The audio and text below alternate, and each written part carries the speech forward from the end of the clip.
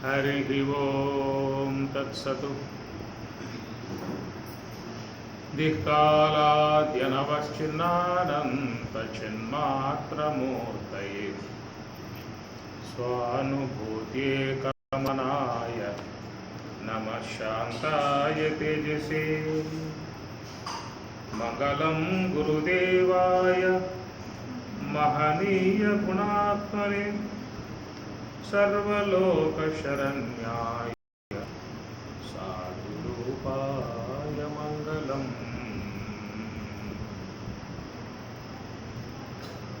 वसुदेवसुतं देवं कंसचाणूरमर्दनं देवकी परमानन्दं कृष्णं वन्दे जगद्गुरुम्।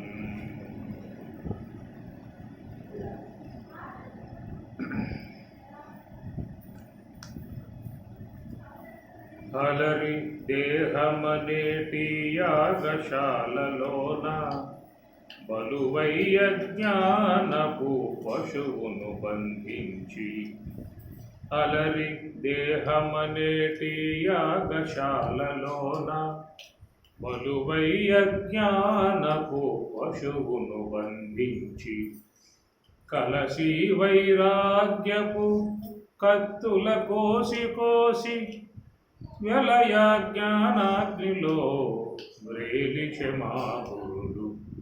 జ్ఞానయజ్ఞమీ గతి మోక్ష సాధనము, జ్ఞానయజ్ఞమీ గతి మోక్ష సాధనము. నానార్థములు నిన్నే నడపె మా గురుడు, జ్ఞానయజ్ఞమీ గతి మోక్ష సాధనము. తదీయ గురు ప్రసాదం పుపురోడాశమిక్షి కొదదీరా ద్వయమను కుండలంబులు వేటి. తదీయ గురు ప్రసాదం పుపురోడాశమిక్షి కొదదీరా ద్వయమను కుండలంబులు వేటి. యదలో శ్రీ వెంకటేశునిటు ప్రత్యక్షము చేసి,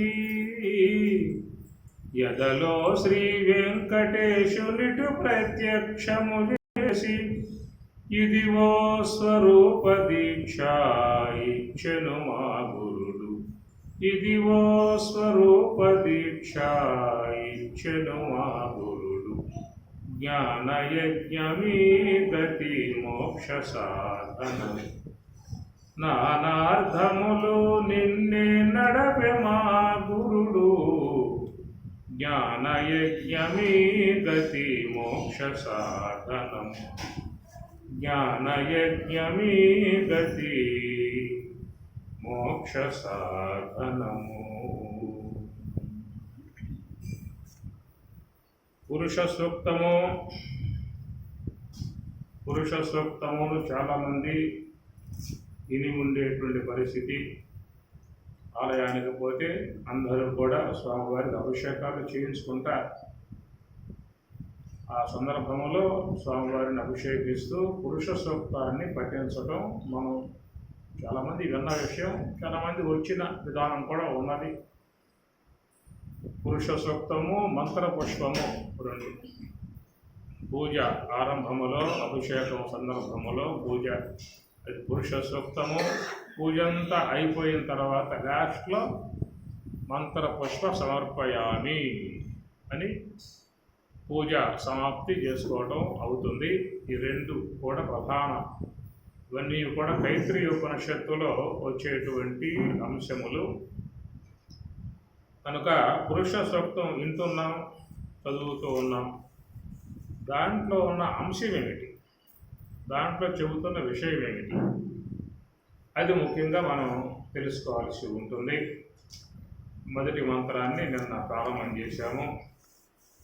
సహస్రశీర్షా పురుష సహస్రాక్ష సహస్రపాత్ స భూమిం విశ్వతో ఋత్వా అత్యతిష్ఠ దశాంగులం పురుష ఏవేదం సర్వం యద్భూతం యచ్చ భవ్యం ఉతామృతత్వస్యేషానః యతన్నేనాతిరోహతి ఏతావానస్య మహిమా తతో జాయాగుంశ్చ పూరుషః పాదోస్య విశ్వాభూతాని త్రిపాదశ్యామృతం దివి త్రిపాదోర్ధ్వముదయః పురుషః పాదోస్యేహ భవత్పునః యత్పురుషం యదదుః కతిధా వ్యకల్పయన్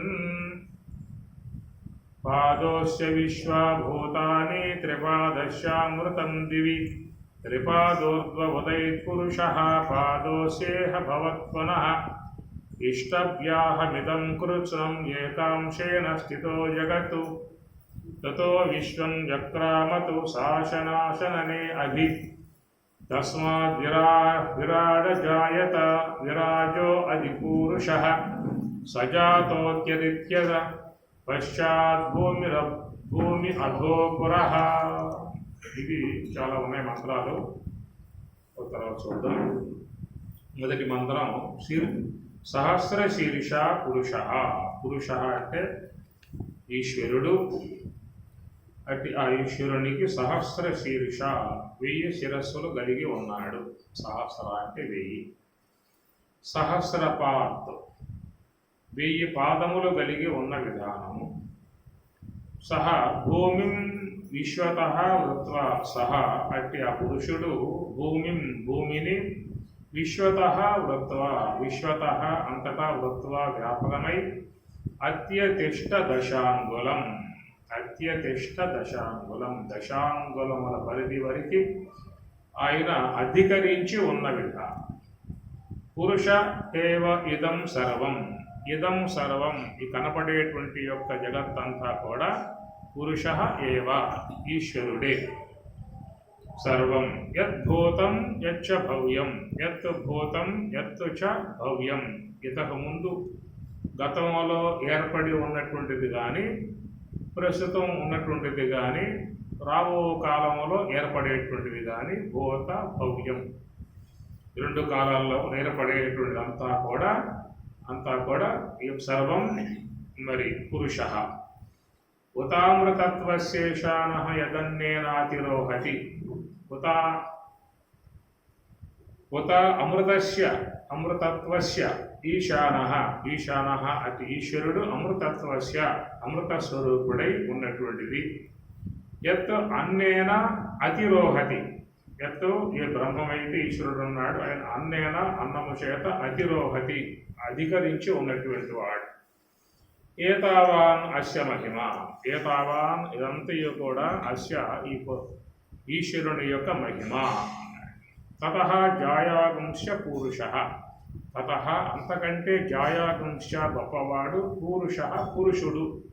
ఇది ఈ మంత్రములో మనకి ఒక సాధారణ అంశముగా చూసినటువంటి విధానం.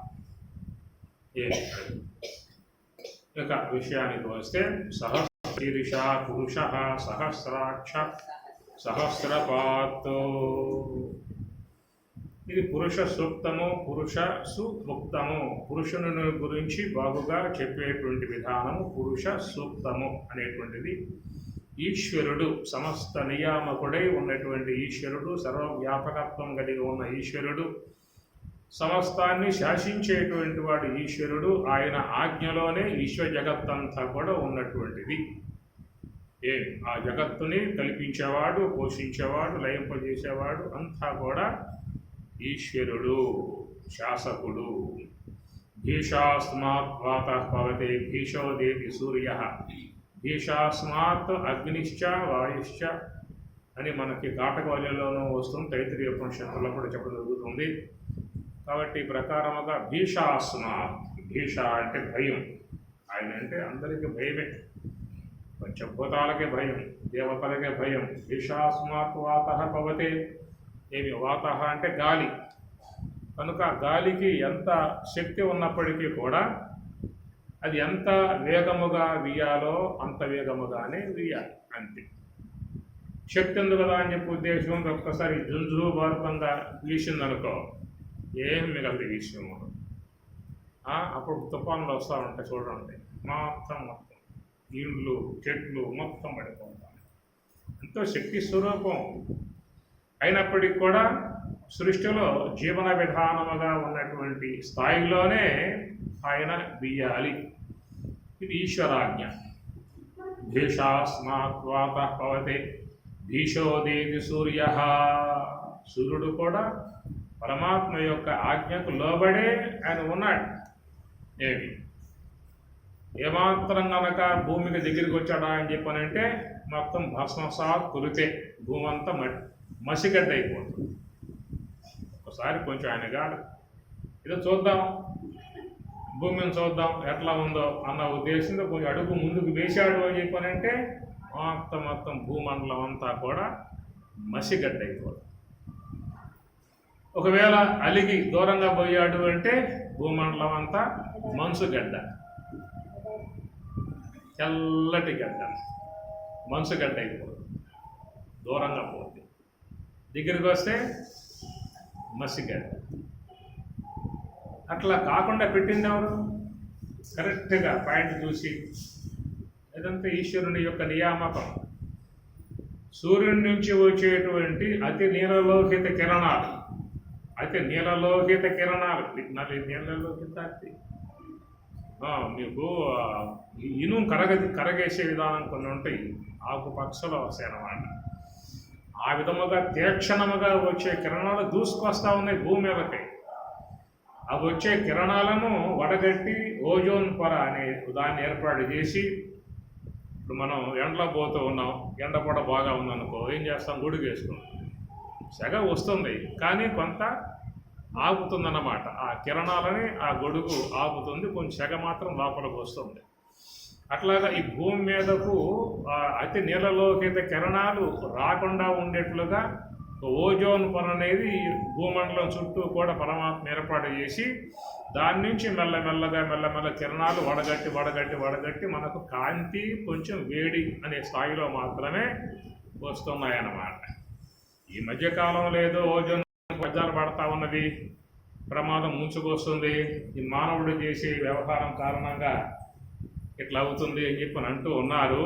ఏమన్నా కానీ ఈశ్వరుని యొక్క రక్షణలో ఉంది కాబట్టి ఏమి కాదు. ఎన్నో తోకచుక్కలు రావట్ల భూమి దాకా. ఆ సైన్స్ వేత్తలు కూడా వస్తుంది, తోక తగులుతుంది, భూమికి కొట్టుకుపోతుంది అని వింటున్నా మనం, వార్తలు వింటూ ఉన్నాం. ఆ తీరా వస్తుంది, అట్లా తప్పుకుంటూ మెల్లగా వెళ్ళిపోతుంది. అంటే ఈశ్వరుడి రక్షణ, ఈశ్వరుని యొక్క ఆజ్ఞ. భీషోదేతి సూర్య. కాబట్టి ఆ సూర్యుడు కూడా అంత తీక్షణత కలిగి ఉన్నప్పటికీ కూడా భూమండలంలో ఉన్నటువంటి జీవులు జీవించడానికి యోగ్యముగా ఉన్నటువంటి స్థాయి వరకే ఆయన పెట్టినటువంటి విధానం అన్నమాట. భీషోదేతి సూర్య. ఆయన తోటమాలి, విశ్వానికి తోటమాలి. వేసవి కాలంలో నదులలో, చెరువులలో, కుంటలలో ఎక్కడెక్కడ నీరంతా మొత్తం కలెక్ట్ చేసుకుని వినివీధిలో పెట్టుకొని ఋతుకాలంలో ఆయన వర్షింపజేసి సస్యశ్యామలంగా భూమండలం అంతా కూడా చేస్తున్న విధానం కాబట్టి ఆయన తోటమాలి. విశ్వానికి పరమాత్మ పెట్టినటువంటి తోటమాలి. నువ్వు రక్షణ చేయవయ్యా తోట, నీకు అప్ప చెబుతున్నానని చెప్పేసి అయితే అట్లాగా స్వామివారు వహించి చేస్తున్న విధానం. భీషోదేతి సూర్య భీషాస్మాత్ అగ్నిశ్చ భీషాస్మాత్ అగ్ని. అగ్నిదేవుడు కూడా మహాత్యక్షణ గలవాడే. ఆయన అవ్యవాహనుడు, సర్వభక్షకుడు, ఏం మిగిలే అవకాశాలు ఏమి ఉండవు. అంతటి మహత్తర శక్తి కలిగి ఉన్నప్పటికీ కూడా ఆ శక్తులన్నీ కూడా పరిమితం అనేటువంటిది ఈశ్వరాజ్ఞ వల్ల చేయబడ్డాయన్నమాట. మృత్యుర్ధావతి పంచమహ 5వ వాడకు మృత్యువు. మృత్యుదేవుడు ధావతి పరిగెడుతూ ఉన్నాడు. ఈశ్వరాజ్ఞ అనుసరించి పరిగెడుతూ ఉన్నాడు. ఎక్కడెక్కడ ఏ జీవులకి ఆయువు అయిపోతుందో వాళ్ళకి తీసుకుపోవడం ఆయన పని. మృత్యుదేవత పని ఎక్కడెక్కడ ఎవరెవరికి ఆయువు తీరిపోయి ఉంటుందో వాళ్ళని తీసుకుపోవడం ఆయన యొక్క పని అన్నమాట. కనుక ఆయన కనికరము, దయ లాంటి ఏమి కూడా అవి పెడితే ప్రమాదం వస్తుంది. మిగతా దేవతలకు దయ ఉండాలి, మానవులకు దయ ఉండాలి, యముడికి మాత్రం దయ ఉండాలి అన్నాం అనుకో, ఉండకూడదు. దయాదాక్షిణ్యం ఆయన వహించకూడదు. ఏమాత్రం దయ కనుక చూపాడు అని చెప్పానంటే ఆయన రాకముందే ఈ ఏడు పారమని చేస్తారు చుట్టూ కూర్చుని. ఆ ఏడుపు చూసి ఎందుకు వీళ్ళు ఏడుస్తున్నారు, వీళ్ళు అనుభవం తీసుకుపోయి ఎందుకు వీళ్ళని ఏడిపించడం అన్న భావంతో తిరిగిపోతూ ఉంటే ఈ ప్రతి ఒంట్లో ఎవడు పోడేక 5 తరాలు 10 తరాలు 20 తరాలు 30 తరాలు అట్లా పేరుకుపోతాయి అన్నమాట. ఎవడు కూడి పెట్టాలి, ఎవరికలా స్నానం చేయించాలి, ఎవరు పక్కల మార్చాలి, దుప్పట్లు మార్చాలి, చొక్కాలు మార్చాలి చెప్పండి. అల్లేం పోగపోయి అని కనికరం వహించిపోయి ఎవడో కనికరం వహించి కూర్చున్నాడు, ఎందుకు చంపటం లేని చెప్పి ఉద్దేశంతో. వీళ్ళేమో పోకపోయి ఎవరు వండి పెట్టాలి వాళ్ళకి. ఉన్న తల్లిదండ్రులకే పెట్టలేక వృద్ధాశ్రమాల్లో పడేస్తా ఉన్నారు. పరిస్థితి ఏమిటి చెప్పండి? ఉండాలి కనికరం. యమధర్మరాజా కనికరం పెట్టుకోమాక, టైమైందా వధించి పాడే చెప్పాల్సింది మనం కూడా, అంతే కదా. మంచాన పడే పరిస్థితి అన్నమాట. నడుస్తూ ఉండగానే, నిద్రపోతూ ఉండగానే, భోంచేస్తూ ఉండగానే ఇలాంటి సందర్భాలే నువ్వు తీసుకో. తీర మంచాన పడి కాళ్ళు ఈ పక్క, ఆ కాళ్ళు ఆ పక్క, చేతులు ఈ పక్క, లేక కూర్చోలేక, ఎవరికి సేవ చేయలేక, చేసే వాళ్ళకి తిట్టుకుంటూ సేవ చేసే విధానం అలాగా ఆ పని మాత్రం స్వామి పెట్టమాక. బాగా తిరుగుతూ ఉన్నప్పుడే తీసుకెళ్ళి మళ్ళీ దేహాన్ని ఇస్తావు కదా.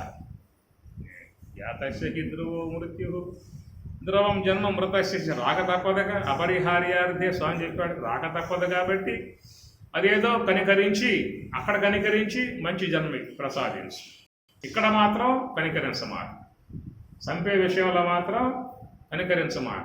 మళ్ళా పుట్టించే విషయంలో మాత్రం కనికరించు. ఏదైనా మంచి డాబా గ్యాబా చూసి, సిటీలు చూసుకొని ఉన్న ఏదో బెంగళూరు ఇలాంటి అయితే కొంచెం హాయిగా చల్లగా ఉండే అవకాశం ఉంటుంది కాబట్టి ఆ విషయంలో కనికరించు కావాలంటే.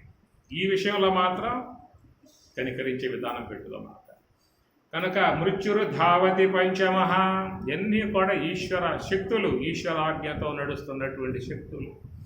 కనుక ఈశ్వరాజ్ఞ అనుసరించే విశ్వమంతా కూడా ప్రవర్ధమానమై ఉన్నది. మన దేహం ఉందనుకోండి, ఈ శరీరం ఏమిటి? ఈశ్వరాజ్ఞ. ఈ దేహంలో ఈశ్వరాజ్ఞ ఉంది, నీ ఆజ్ఞం లేదు. ఓ శరీరమా, వృద్ధాప్యములోకి పోవటానికి వీలు లేదు ఎట్టి పరిస్థితులలో కూడా. ఎందుకంటే ఇది చాలా ప్రమాదకరమైన పరిస్థితి. వృద్ధాప్యం అంటే జుట్టు పోయి, కళ్ళు పోయి, పుండ్లు పోయి, చూపు పోయి, ఇనికిడి పోయి, శక్తి పోయి, నడవలేక, కూర్చోలేక, తినలేక, అరగలేక ఉండే పరిస్థితి. కాబట్టి ఓ దేహమా వృద్ధాప్యములోకి వెళ్ళమాక అని చెప్పి అనండి అన్నారా? అనకపోవటంలో వచ్చింది అంటే రాదుగా. అన్నారా? అన్న వినలేదు. వినకపోవడం కారణం ఏంటి? అది చేతుల్లో లేదు కాబట్టి.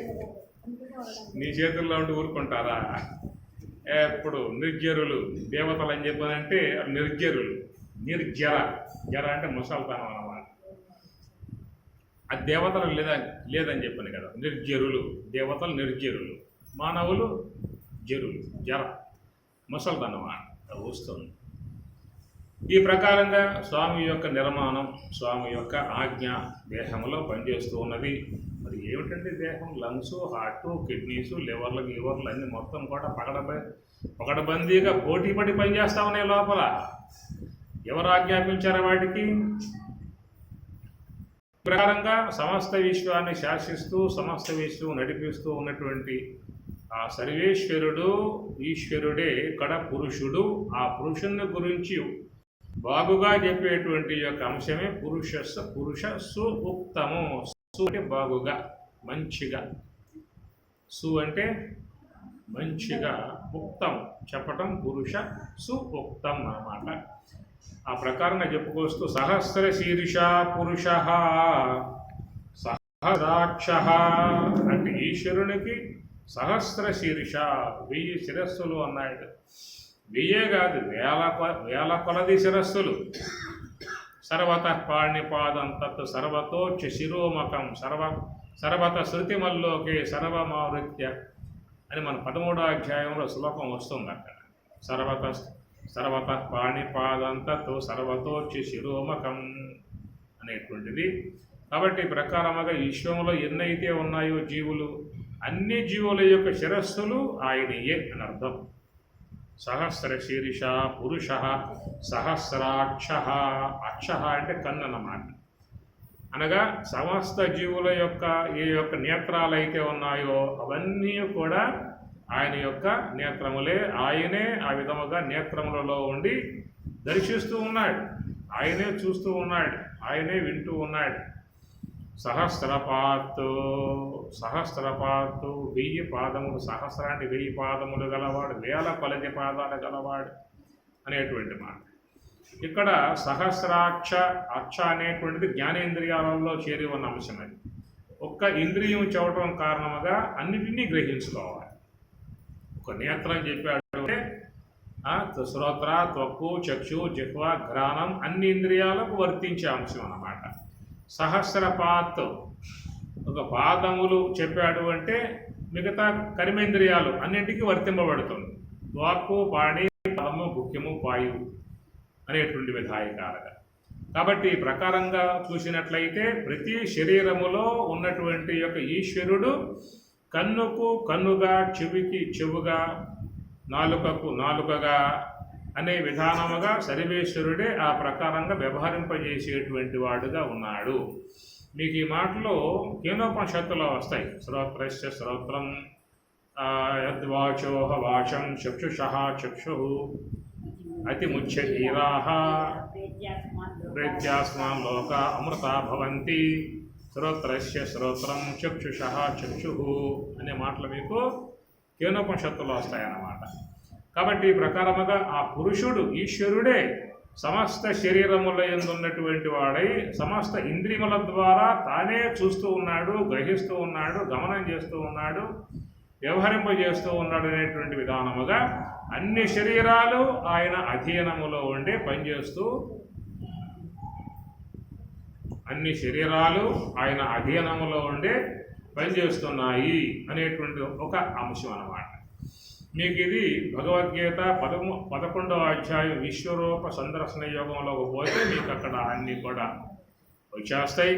ఆ సర్వేశ్వరుడే అన్ని రూపాలలో తానే దేదీప్యమానముగా ఎలుగొందే విధానముగా ఉన్నట్లుగా మీకు భగవద్గీత 11వ అధ్యాయం విశ్వరూప సందర్శన యోగములో వస్తుంది. కాబట్టి ఈ ప్రకారముగా అన్ని శరీరముల యందు ఆ సర్వేశ్వరుడు నివాసమై ఉండి అన్ని ఇంద్రియాలను పనిచేసే విధానముగా ఆయనే చేస్తూ ఉన్నాడు అనేటువంటి తలంపు ప్రతి ఒక్క వ్యక్తిలో కూడా రావాలి. అది భక్తిపరమై ఉన్నటువంటి యొక్క అంశం. జ్ఞానపరమై ఉన్నటువంటి అంశంలో పోదాం, అది ఒకటి ఉందాం వల్ల.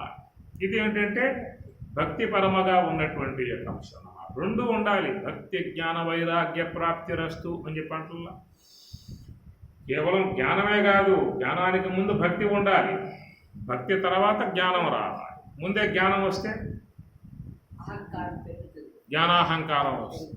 నన్ను మించిన వాడు లేడు, నేనే సర్వజ్ఞుణ్ణి, నేనే సర్వేశ్వరుణ్ణి అన్న లేవులకు వస్తాడు అన్నమాట. కాబట్టి సృష్టి విరుద్ధం. ఎట్లా అంటే చెట్టు ఉందంటే అది ముందుగా అది కాయ కాసిన తర్వాత పూత పూస్తుంది, అవునా కదా? ఏమిటి అదే మీరు రావాలకి ముందుకి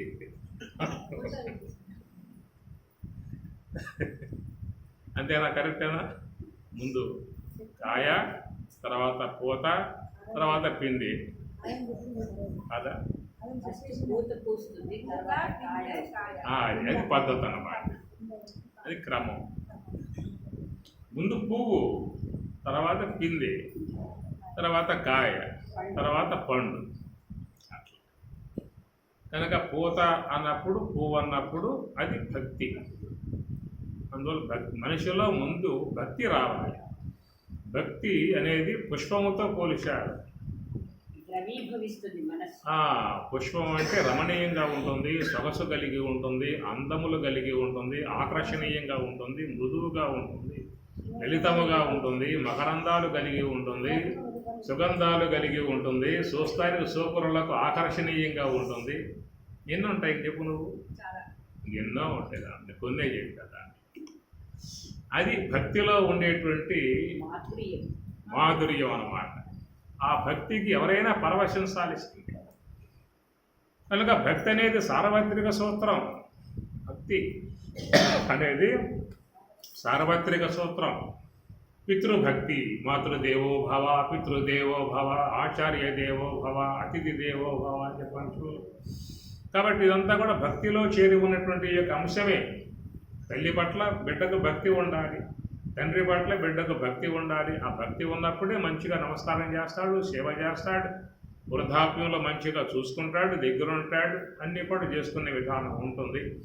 అలాంటి ఆ భక్తి భావన బిడ్డల మీద తల్లిదండ్రుల మీద ఉన్నటువంటి భక్తి భావన పిల్లల్లో తీసుకురావాలి. అట్లా గురుభక్తి. మన ఇంట్లోకి వచ్చినప్పుడు మనం పిల్లల చేత స్వామివారు వచ్చినప్పుడు కూర్చున్నప్పుడు పండు చేతులు పెట్టించి నమస్కారం చేయండి సార్. ఆ ప్రకారంగా పిల్లల్లో పెద్దలంటే ఓ భక్తి భావం ఒకటి ఏర్పడుతుంది. కాబట్టి జనరేషన్ మానవ సముదాయంలో చిన్నప్పటి నుంచే వాళ్ళకి ఇలాంటి ఒక భక్తి అనేటువంటి అంశం వాళ్ళల్లో నాటాలి, ఆ మొక్క నాటాలి. నాటితే దానివల్ల ఏమవుతుందంటే అన్ని వైపులా శాఖోపశాఖలుగా అది విస్తరిస్తుంది. అధ్యాపకుని యందు విద్యార్థిగా భక్తి ఉండాలి, పౌరునికి దేశం పట్ల దేశభక్తి ఉండాలి, అట్లా బిడ్డలకు మాతృభక్తి పితృభక్తి ఉండాలి, శిష్యులకు గురువుల యందు భక్తి భావన ఉండాలి. ఉండాలి అదనమాట. అట్లా ప్రతి భక్తి అది కూడా అమ్మగారులకు ఉండాలి. ఉండాలి అవసరం.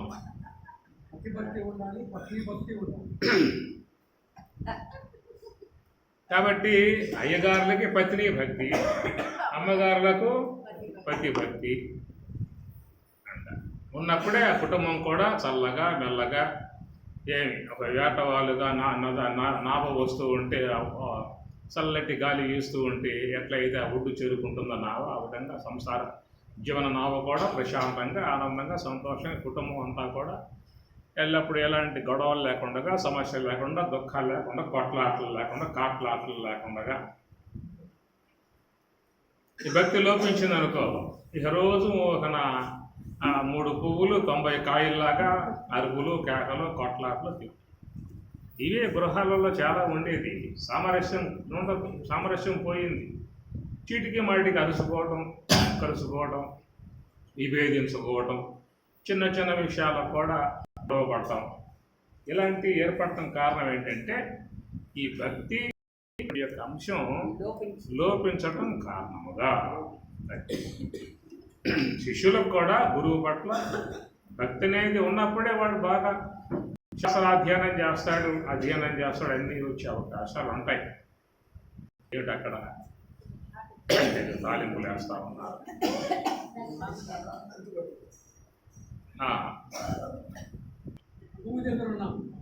కనుక భక్తి సార్వత్రిక సూత్రము. అందువల్ల భక్తి అనేటువంటిది ప్రధానముగా ఉండాలి. భక్తి తర్వాతే జ్ఞానం అనేటువంటి అంశము. కనుక భక్తి అనేటువంటి దాని నుంచి జ్ఞానాన్ని పొందాలి. కాబట్టి సర్వేశ్వరుని పట్ల భక్తి భావన పెంపొందింపజేసుకోవాలి అనేటువంటి యొక్క భావనలో మరి పురుష సూక్తము, పురుషస్య ఉక్త, పురుషుని గురించి బాగుగా చెప్పేటువంటి విషయం ఇక్కడ. సహస్ర శీర్ష పురుష సహస్రాక్ష సహస్రప అనేటువంటి విధానములో నిన్న కూడా పురుషుని గురించినటువంటి ప్రస్తావన జరిగింది. పురుషుడు అనంటే నిన్న మనం చెప్పుకున్నటువంటి యొక్క అంశములో పురము గలవాడు కాబట్టి పురుషుడు. పురి శరీరే శేతయేతి పురుష. శేతే ఉన్నటువంటి విధానం, ఉండుట, పురమునందు ఉండుట అనేటువంటి విషయం. అయితే ఈ నవద్వారపురముగా ఉన్నటువంటి విధానములో స్థూలదేహమే పురముగా గ్రహించినట్లయితే మరి ఆ స్థూలదేహము అనేటువంటిది కొద్ది కాలమేగా ఉండేది. ఇప్పుడు స్థూలదేహం పోతుంది కదా, స్థూలదేహం పోయిన తర్వాత పురుషుడు అని అనాల్సి వస్తుందా అన్నటువంటి విషయం ఒకటే ఉన్నది. కాబట్టి స్థూలదేహము అనేటువంటిది ఒకటే కాదు, శరీరములు 3గా చెప్పారు. శరీరములు అనేటువంటివి మూడు చెప్పిన విధానము. మూడు పురాలే. పురంజనుడు ఈశ్వరుడు. ఏది రంజం చేసేవాడు, ఇద్దరికి వస్తుంది. అందుచేత పురము అనేది ఒకటే కాదు, మూడు పురాలు ఉన్నాయి. స్థూలపురము, సూక్ష్మపురము, కారణపురము అని చెప్పని. అయితే ప్రధానముగా జీవుడుగా చెప్పే విషయంలో కారణదేహం అనే పురములో ఆయన నివాసం కలిగి ఉన్నాడు. ఆయన స్వతసిద్ధముగా ఉన్న నివాసం కారణ శరీరము అనేటువంటి చోట. ఇక మిగతా రెండు కూడా వ్యవహార విధానాలుగా వాటిని వాడుకుంటూ ఉన్నాడు. వ్యవహార విహారముల కోసముగా వినియోగింపజేసేటువంటివి రెండు పురాలు, సూక్ష్మదేహపురము, స్థూలదేహపురము. సూక్ష్మదేహపురము అనేటువంటి దాంతో స్వప్నావస్థలో చక్కగా ఆయన కలిపేసి చూద్దాం, అటు నుంచి వస్తుంది వాడుకో, అంటే బయట నుంచి వచ్చేట్లయితే మీకు అర్థం అవుతుంది. అంతే, మంద కాదు కదా బయట నుంచి, అంతే లేవులేక. కాబట్టి ఆ కారణదేహము అనేటువంటిది జీవుడి యొక్క స్వతసిద్ధముగా ఉన్నటువంటి పురము. ఏమి సూక్ష్మదేహము ఇంద్రియాత్మకం. ఇంద్రియాత్మకముగా ఉన్నటువంటిదేమో సూక్ష్మదేహము, గోళకాత్మికముగా ఉన్నదేమో స్థూలదేహము. రెండు ఉన్నాయి ఇక్కడ. ఇంద్రియాత్మకం అంటే జ్ఞానేంద్రియములు, కర్మేంద్రియములు, అంతరేంద్రియములు అనబడేటువంటి అవన్నీ కూడా ఇంద్రియాత్మకం, సూక్ష్మదేహము. కేవలం సూక్ష్మదేహం అంటే ఇంద్రియాత్మకమే కాదు, దాంట్లో చాలా ఉన్నాయి. ఇంకా గుణములు, దైవీ సంబంధ గుణాలు, ఆశ్రయ సంబంధ గుణాలు రెండు కూడా సూక్ష్మదేహంలో చేరి ఉన్నాయి. వాటితో పాటు అనేక జన్మలుగా వస్తున్న కర్మవాసనలన్నీ కూడా సూక్ష్మదేహంలోనే ఉన్నాయి. అంటే ఓన్గా చెప్పుకోవాల్సి వస్తే అందరి యొక్క సూక్ష్మదేహం అనేది వాళ్ళ యొక్క బ్యాంకు. ఎవరెవరు జీవితంలో సంపాదించుకునేటువంటి పుణ్యపాప సంపదలకు జమ చేసుకుని నివాసముగా చేసుకునేందుకు అనుగుణ్యముగా ఉన్నటువంటిది సూక్ష్మదేహము. కాబట్టి ఆ సూక్ష్మదేహము అనబడేటువంటి దాంట్లోనే వాళ్ళ పుణ్యపాపములనే ప్రాపర్టీ దాంట్లో పెట్టుకోవడం జరుగుతుంది. పోయేనాడు ఆ సూక్ష్మదేహంతో ఆ ప్రాపర్టీ పట్టుకుపోతారు. దాని నుంచే మరొక దేహాన్ని కూడా తీసుకోవటం అవుతుంది. మక్షిక జీవుల పెద్ద మైల సంతలలోన వెచ్చపు కర్మధనము ఇలువజేసి పచ్చడాలుగా కుట్టి పలు వెంకటపతి ఇచ్చ కొలదుల అమ్మే ఇంటి బేహారి అని అన్నమాచార్యులు అంటారు. ఇచ్చ కొలదుల అమ్మే ఇంటి బేహారి. బేహారి అంటే వ్యాపారి. భగవంతుడు కూడా ఒక వ్యాపారం పెట్టుకున్నాడు. ఆ వ్యాపారం ఏంటంటే వస్త్ర వ్యాపారి. భగవంతుడు వస్త్ర వ్యాపారి. అది పంచభూతములనిడి పలువన్ని నూలు చెంచలపు గంజితోడ సరిచేసి అని ఇట్లాగా పంచభూతములనబడేటువంటి నూలుతో తయారు చేయబడ్డటువంటి దేహములు అనేటువంటి వస్త్రాలను ఆయన అమ్ముతున్నటువంటి విధానము. ఈ అమ్మే విధానములో ఆయా జీవులు వారి కర్మధనం అనే దాంతో కొనుక్కుంటూ ఉన్నారు. వ్యర్థపు కర్మధనము ఇలువజేసి, వ్యర్థపు కర్మధనము ఇలువగా వెలగా పెట్టి ఆయా జీవులు ఆయా దేహం అనే వస్త్రాలను కొనుక్కుంటూ ఉన్నారు. కాబట్టి గీతలో కూడా పరమాత్మ ఈ దేహాన్ని వస్త్రంతో పోలిశాడు. వాసాంసి జీర్ణాన్ని యథా విహాయ నవాని గృహ్ణాతి నరోపరాని తదా శరీరాన్ని విహాయ జీర్ణాన్ని అన్యాని సంయాతి నవాని దేహి. కాబట్టి ఈ ప్రకారముగా ఈ దేహం అనేటువంటి యొక్క వస్త్రాన్ని ఈశ్వరుని వద్ద జీవులు తమ కర్మధనం అనే దాన్ని వెలగా చేసి ఇచ్చకొలదులా అమ్మే ఇంటి బేహారి. ఇచ్చకొలదులా అంటే ఎవరెవరి ఇష్టమో వాళ్ళకి ఇస్తూ ఉంటాడు. కొంతమంది గార్ధబ దేహం అంటే ఇష్టపడతారు, ఇస్తుండయ్య అంటాడు. సునక దేహం అంటే ఇష్టపడతారు, వాళ్ళకి అదే ఇస్తాడు. ఏనుగు దేహం అంటే ఇష్టపడే వాళ్ళు ఉన్నారు, అదే ఇస్తాడు. ఒకే దేహంలో ఉండాలని ఇప్పుడు ఎందుకు ఉంటుంది వీడికి అపేక్ష? ఎప్పుడు ముఖం వచ్చిపోదు, కొత్త కొత్త దేహాల్లో కూడా పోయే ఉద్దేశం ఉంటుంది. కాబట్టి ఇచ్చో కొలదులా అమ్మే ఇంటి వేహారి అదనమాట. షాపుకు పోయే వాళ్ళకు కూడా కొంతమంది చొక్కాల మీద ఏనుగులు ఉండేవి, గుర్రాలు ఉండేవి, పిల్లులు ఉండి కొనుక్కుంటూ వేసుకుంటూ ఉంటారు అన్నమాట. వాళ్ళ ఇష్టం. ఎందుకు ఎట్లా అని చెప్పారంటే అది ఆడికి ఇష్టం, అది నీకు ఇష్టం లేకపోవచ్చు. గాడిదలు ఉంటాయి వాడు చొక్కా మీద, అది వేసుకుంటాడు వాడు. గుర్రాలు ఉంటాయి చొక్కాల మీద, అది వాడేసుకుంటాడు. నీకు ఇష్టం లేకపోవచ్చు, అది వాడికి ఇష్టం. అది ఇచ్చకొలదులా అమ్మే ఇంటి బేహారి. ఆ ప్రకారముగా మరి అనేక శరీరాలు, వస్త్రాలు ఉన్నాయి కాబట్టి వస్త్ర వ్యాపారి కాబట్టి పరమాత్మ ఆయన ఆ ప్రకారంగా జీవులకు అమ్మే విధానముగా ఉంటుంది అనేటువంటి మాట అన్నమాచార్యుల వారు తన కీర్తనలు రాసుకున్నాడు. అది ఈ ప్రకారంగా సూక్ష్మదేహం అని చెప్పి అన్నప్పుడు దాంట్లో మనం జీవితంలో ఆచరించేటువంటి కర్మ అంతా కూడా సూక్ష్మదేహమునందు నిక్షిప్తమై ఉంటుంది. ఎవరో యమలోకంలో ఉన్నాడు, ఆయన పేరు చిత్రగుప్తుడు, అందరి లెక్కంతా ఆయన రాస్తూ ఉంటాడు అనేదిగా లోక ప్రసిద్ధి. లోకంలో చెప్పుకోవడం జరుగుతూ ఉంటుంది, ఆ లెక్కంతా యమలోకంలో ఉన్నదని చెప్పేసి. అందుచేత అది ఆసుగా అది గుర్తించి అయ్యవార్లు కూడా ఏం చేశారంటే, ఒక పని చేయరా నువ్వు, నీకు లెక్కంతా పోతుందిరా, నీకు వేరంటే పాపాలు చేసినా ఆ పాపాలు మొత్తం పోయే మార్గం చెబుతా, నీకు చేస్తావా అని చెప్పిన అన్నాడు. చెప్పండి స్వామి చేస్తా అని చెప్పినారు. దానికి ఒక వ్రతం పెట్టారు. ఆ వ్రతంలో చక్కగా యముడిని చిత్రగుప్తుడిని పెట్టి చుట్టూ నవగ్రహాలు పెట్టి వ్రతం చేయిస్తారు. చేయించిన తర్వాత వ్రత అంతంలో గోదానము, భూదానము ఇవన్నీ కొన్ని ఉంటాయి. అవన్నీ అయిన తర్వాత బంగారపు తాళపత్రం 1 కేజీ ఉండాలన్నమాట. బంగారపు తాళపత్రం ఒకటి, బంగార పెన్ను అది ఒక 1/2 కేజీ పెన్ను కూడా.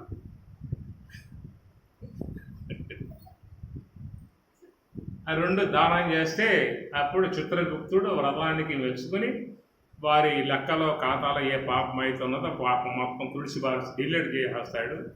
పుణ్యం ఉంటుంది కాబట్టి ఇక నేరుగా వాళ్ళు వైకుంఠం వెళ్ళిపోవచ్చు, స్వర్గలోకం పోవచ్చు. పాపాలు లేవు, పోయినాయి, కొట్టేశాడు అన్నమాట వ్రతం చేయటం వల్ల. అందువల్ల అలాంటి యొక్క విధానంగా మీరు కూడా ఏమన్నా ఈ నరక యాత్రలో పడే ఉద్దేశం వరకు ఉంటుంది కాబట్టి నరకలోకానికి పోయే విధానానికి లేదిక, 1 వే నేరుగా స్వర్గం వెళ్ళిపోవటం. మళ్ళీ నరకలోకం చూసేది ఏమి ఉండదు. చిన్న 1 కేజీ బంగారం, ఒక 1/2 కేజీ బంగారం, ఇంతేకి పోయేది జీవితంలో ఏముంది చెప్పండి. అందరూ స్వర్గలోక ప్రాప్తి, వైకుంఠ ప్రాప్తి ఏర్పడుతుంది కదా. బంగారం ముఖ్యమో మనకి ఇది ముఖ్యమో చెప్పండి.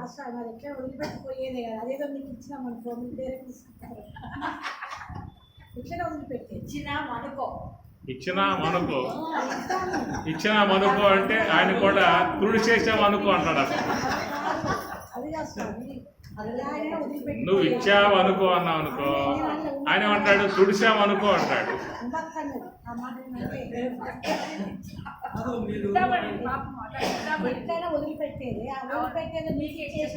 నాకే చేయండి శుభ్రంగా, ఆశ్రమం డెవలప్ చేస్తా, స్వరాజ్యాశ్రమం అలా చేస్తే మీరు స్వర్గంలోకి వెళ్ళిపోతారు, వారి ఇక్కడే ఉండిపోతారు. సంబంధం లేని విషయం. ఆయన మాకు వైకుంఠ ప్రాప్తి చేయాలి, వాళ్ళ కష్టం వాళ్ళది, వైకుంఠ ప్రాప్తి కావాలి. 4 కిలో బంగారం ఏమేమంటారు అంతే, 1.5 కేజీ బంగారం ఇచ్చేయి.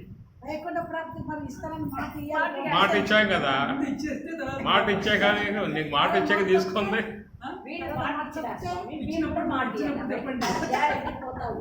నీకు మాట ఇచ్చే తీసుకునేది అంతే. ఆడ పోయాక చూసుకో, రాకపోతే అప్పుడు అడుగు.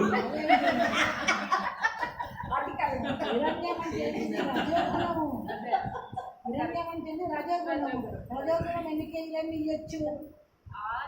హిరణ్యమండలి రజోగుణం. నీకు డౌటే వద్దు. ఏమన్నా ప్రాబ్లమ్స్ ఉంటే అడుగు. అక్కడ అడగాలి. అక్కడ ఇంకా వచ్చి అడగండి.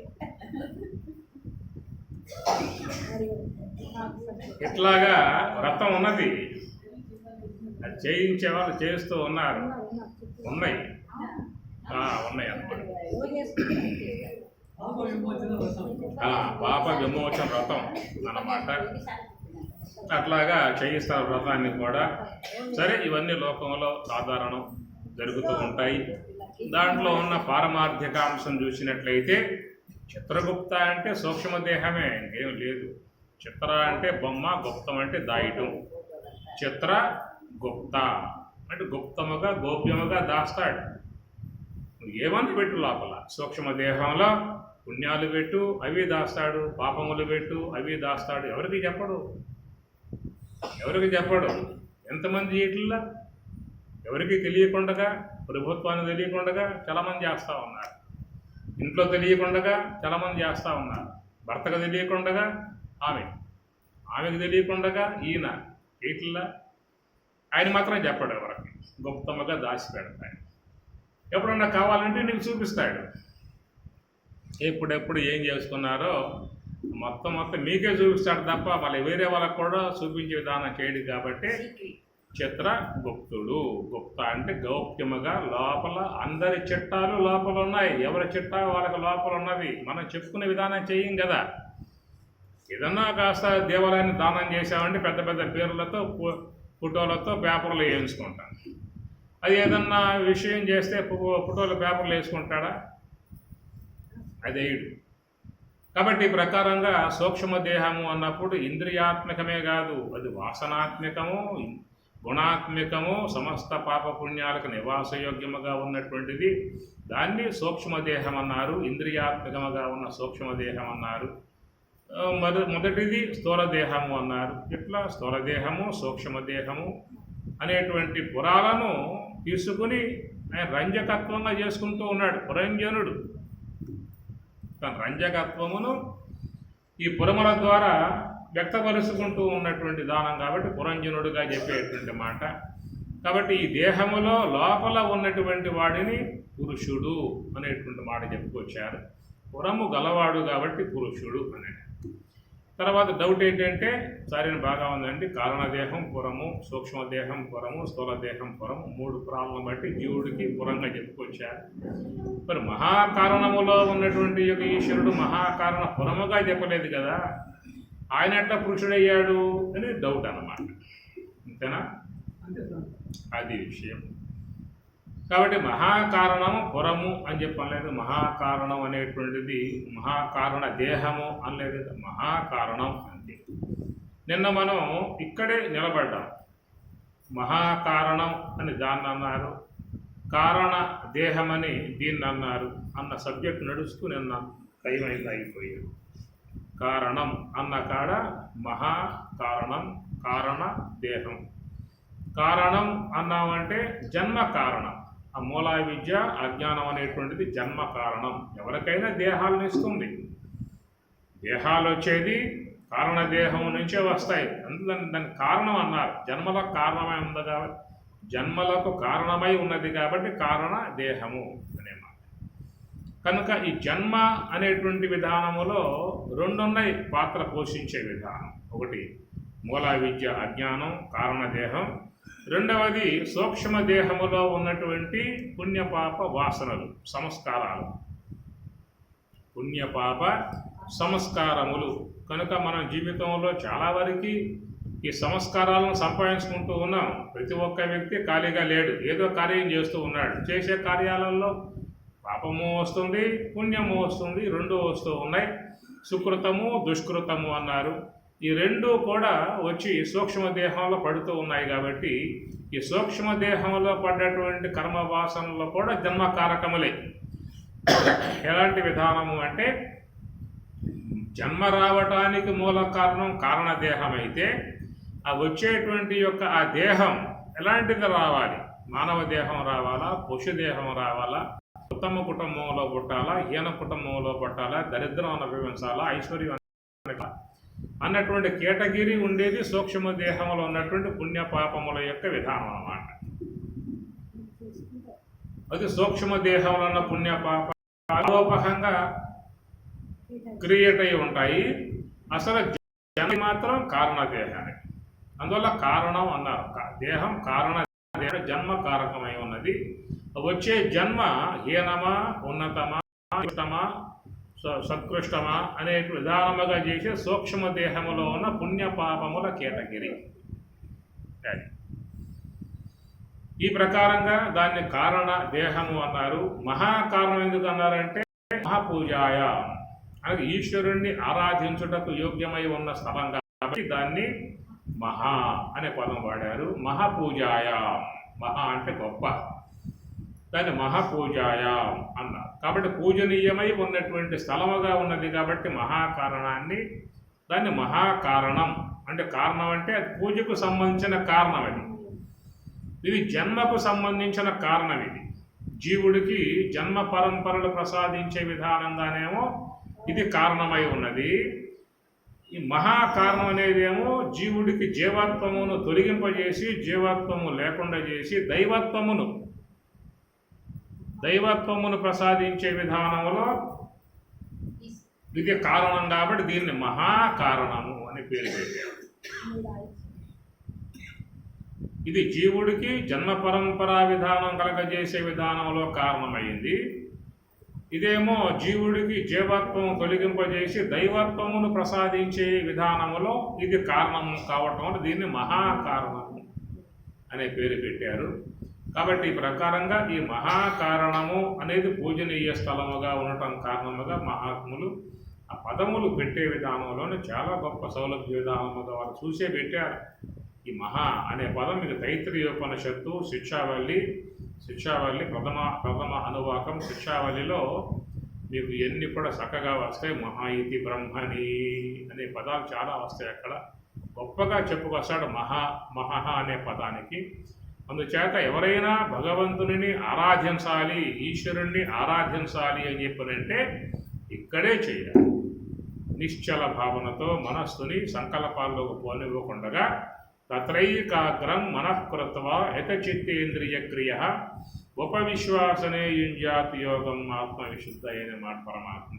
తత్రైకాగ్రం మనఃకృత్వా మనస్సుని ఏకాగ్రముగా చేసి సంకల్పములు లేకుండా నిశ్చలముగా మనస్సుని పెట్టగలిగేటువంటి యొక్క విధానముగా ఉన్న స్థలం ఎక్కడ అంటే నాశము అన్నాడు.